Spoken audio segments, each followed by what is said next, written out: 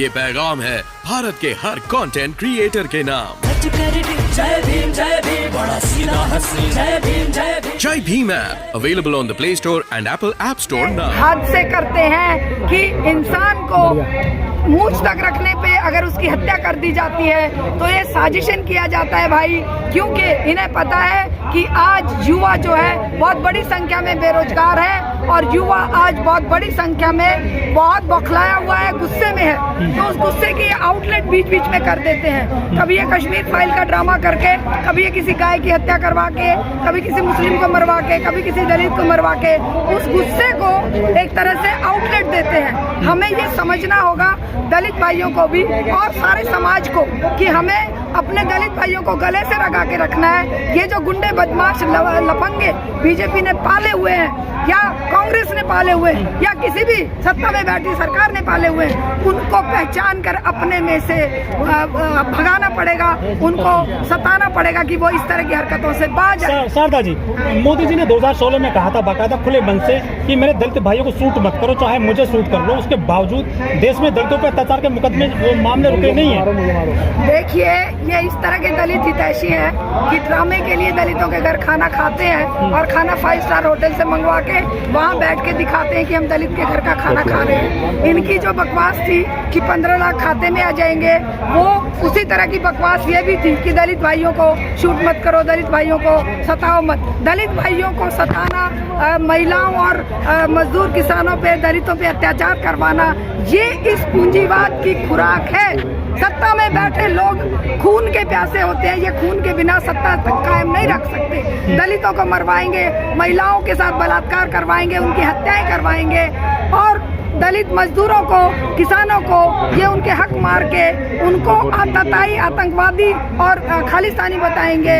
ऐसे अब दलितों को माओवादी कहने लग जाते हैं, जो शेड्यूल टाइप से बेचारे, उनको माओवादियों के नाम पर मार डालते हैं। लेकिन जो मोदी जी ने यूपी में तो पैर धोते सफाई कर्मियों के बाकायदा। ड्रामा किसको कहते हैं? अब ये वो ड्रामेबाज है कि माँ के पास अगर जाता है तो वहाँ पर भी इसके वो जो होते हैं ना कैमरा में, किस एंगल से फोटो माँ उसको पुचकार रही है, माँ के पैर छू रहा है। ड्रामेबाज ये आदमी है, इसे सत्ता में नहीं, इसे तो फिल्मों में होना चाहिए। वोट तो लोग दे देते हैं ना। 21वीं सदी में हम लोग जी रहे हैं। कहा जा रहा भारत विश्वगुरु बनने वाला है। कोई दलित मूंछ रखता है उसकी हत्या हो जाती है, कोई घुड़चढ़ी नहीं कर सकता है, कोई अच्छे कपड़े पहन लेता है, कोई घोड़े पे चढ़ जाता है तो उसकी हत्या कर दी जाती है। क्या ऐसी विश्वगुरु बनेगा भारत? विश्वगुरु बनने की जो पहली शर्त है वो है शिक्षा, और शिक्षा को मटिया मेट करके ये जो लड़के जो हत्याएं कर रहे हैं, ये इनके हाथ में जो सर्टिफिकेट होंगे 10वीं 12वीं BA या MA के, वो एक पेपर डिग्रियां हैं, वो शिक्षित नहीं है। और इस सरकार ने, चाहे वो बीजेपी थी, कांग्रेस थी, चाहे आम आदमी है, शिक्षा से वंचित करके ही लोगों को आवारा, लफंगे, मर्डरर, हत्यारे और क्रिमिनल बनाया जा सकता है। इस समाज को लड़ना पड़ेगा। दलित, वर्ण, महिला, मजदूर, किसान और मुस्लिम को एक साथ आकर लड़ना पड़ेगा। आवारा बदमाश हैं क्या? आप क्या बात कर रहे हैं? मैं उल्टा कह रही हूँ। सत्ता में बैठे लोग शिक्षा से तो दूर ही नहीं रखा गया ना दलितों को। क्यों? ब्राह्मणों के बच्चे भी उसी तरह शिक्षा से वंचित हैं। जो दलित की हत्या कर रहे हैं वो अशिक्षित, लावार, मतलब लफंगा, मतलब कि क्या कहूँ मैं उसको, कितने गंदे शब्द इस्तेमाल करूँ। वो मारने वाला ब्राह्मण होके भी कितना गंदा होगा, आप सोचिए, कितना लफंगा होगा, कितना क्रिमिनल होगा। वो शिक्षित होके भी, वो ब्राह्मण होके भी क्या होगा? तो सर्वज्ञानी होता, पढ़ा लिखा होता। वो सर्वज्ञानी कहाँ से है? जब आप देख रहे हैं कि राम मंदिर के नाम पे वोट दे रहा है, वो ज्ञानी है? वो देख रहे हैं कि नवरात्रों में फ्री ट्रेन को, वो कश्मीर फाइल को सपोर्ट कर रहा है, वो ज्ञानी है? उनसे गंदा गिरा हुआ कोई नहीं हो सकता। मंदिर के नाम पे वोट नहीं देना चाहिए। नहीं देना चाहिए। वोट देना चाहिए रोजगार की मांग करते हुए, वोट देना चाहिए शिक्षा के नाम पर, वोट देना चाहिए समानता के लिए कि हमारे दलित, SC ST OBC, महिला, छात्र सभी बराबरी का हक पाए, रोटी रोजी पाए। मैडम जी, जब दलितों पे बहुत सारे अत्याचार हो रहे हैं देश में, उसके बावजूद जो बहुत सारे संगठन है ब्राह्मणों के, वो कहीं खुलकर सामने नहीं आते। हम आते हैं सामने। कितने लोगों ने आंदोलन किया यहाँ पे? हम लोग, देखिए, मैं अभी बता रही थी भाई को, हाथरस की घटना में हम लोग लगातार महिला संगठनों ने आंदोलन किया, गिरफ्तारियां दी, और जब तक वो हत्यारे पकड़े नहीं गए तब तक हम लगातार आंदोलनरत रहे। अभी भी हमारा ये आज ये कार्यक्रम था, परसों की शायद वो घटना है, और कल यहाँ पे जंतर मंतर पे 2 तारीख को शायद एक वो था, तो मुझे ये मैसेज मिला था। लेकिन क्योंकि हमारे बिजली आंदोलन की जिम्मेदारी हम पे, निर्भया के लिए पूरे देश में लोग मोमबत्ती जलाते हैं क्रांति पैलेस में आकर के, इसके लिए क्यों नहीं आ रहे हैं लड़के के लिए? देखो, हम इसके लिए भी उतने ही दर्द में और सड़क पर आते हैं, और हम हमारे इलाके में हमने कैंडल मार्च भी निकाला है। संदीप भाई हैं क्या वहाँ पर भीम आर्मी के, मेरा जो घर है ना दलित मोहल्ले में ही है, मेरा जो फ्लैट है ये मेरी आखिरी लाइन है, इधर से दलितों के घर। मनोज गुप्ता मारा जाता है तो उसका बुलडोजर से घर तोड़ दिया जाता है उत्तर प्रदेश में, और यहाँ राजस्थान में मुआवजे के लिए रोजाना धरने प्रदर्शन कर रहे हैं दलित। देखो भाई, दलितों को भी, सवर्णों को भी, सबको एकजुट लड़ना पड़ेगा। भेदभाव की लड़ाई खत्म करनी। तिवारी जी मारे जाए तो करोड़ रुपए मुआवजा सरकारी अरे नौकरी। भाई, ये कौन कर रहा है? लखनऊ में हो रहा है, यूपी में योगी जी कर रहे हैं। ये कर रहे हैं सत्ता में बैठे वो लुटेरे जो ईमान धर्म नहीं रखते, दया माया नहीं रखते।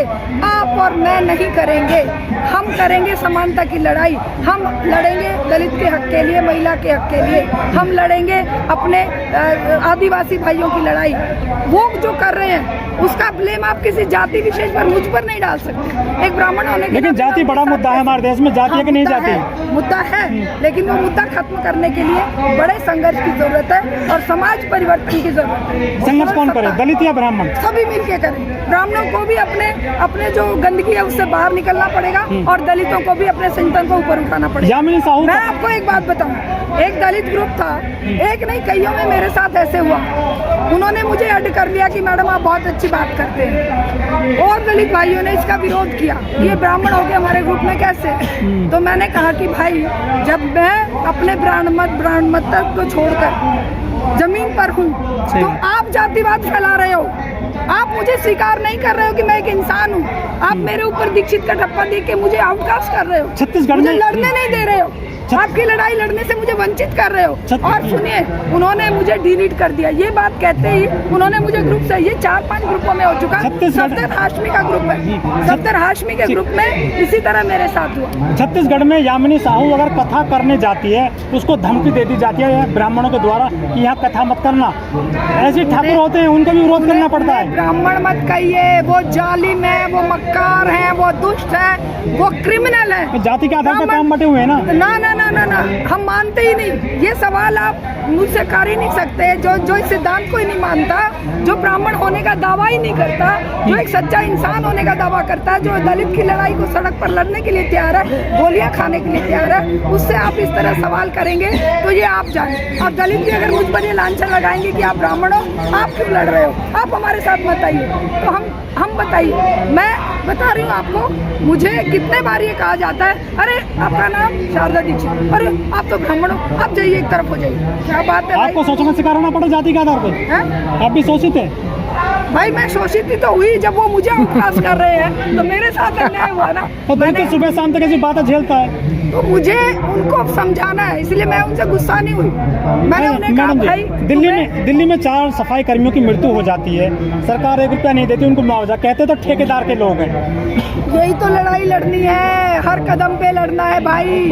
आपको और हमें आंदोलन में उतरना पड़ेगा, सवाल जवाबों से नहीं होगा, घर घर जाकर अलग जगानी पड़ेगी। आप हमारे साथ आइए, दलितों के घरों में चलेंगे। मेरे पड़ोस में दलित वाल्मीकि चौपाल है, उसमें खाना खाने के लिए, खाना नहीं, उनको शिक्षित करने के लिए, समझाने के लिए। Press the bell icon on the YouTube app and never miss another update.